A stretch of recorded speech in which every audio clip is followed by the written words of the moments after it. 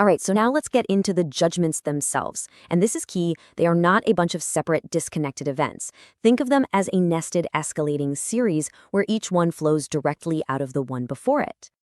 A great way to picture it is like extending an old-school telescope. Each section pulls out the next one.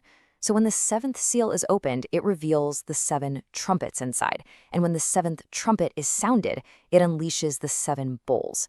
And with each stage, the scope and the intensity just ramp up dramatically. It all kicks off with the breaking of those first 7 seals. So the first 4 seals, they release the famous 4 horsemen of the apocalypse, right? And they bring deception, war, famine, and death on a global scale. Now here's a critical link you can't miss. These events perfectly mirror what Jesus himself called the beginning of sorrows in the Gospel of Matthew.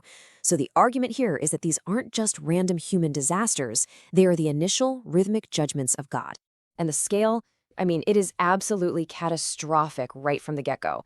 We're talking about a staggering 1/4 of the entire world's population. And listen, that's just the first stage. When that 7th seal is finally opened, you'd think there'd be some relief. But no.